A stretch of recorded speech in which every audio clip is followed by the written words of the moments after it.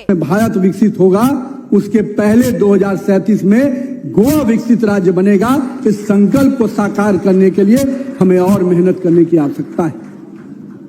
आज गोवा पर्यटन से लेकर साक्षरता से लेकर विद्युतीकरण की बात मैंने की, और मुझे एक बात की और खुशी है कि विदेशी मुद्रा का अर्जन करने का जो काम इस राज्य ने किया है वो भी दिखता है कि हमारे निवेशों को कितना बड़ा मौका हम यहां दे रहे हैं। इसलिए आइए विकसित गोवा बनाने के लिए हम सब को संकल्पित होने की आवश्यकता है।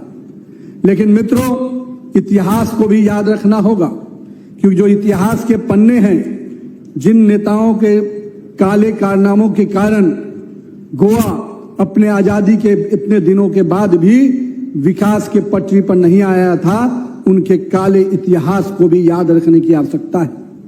हमें अभी बता रहे थे केवल इंफ्रास्ट्रक्चर में 33,000 करोड़ का काम केंद्र से लाया है, लेकिन आपको यह भी याद होना चाहिए कि यहीं पर एक कांग्रेस की सरकार थी जो 35,000 करोड़ का घोटाला केवल खनन में किया था।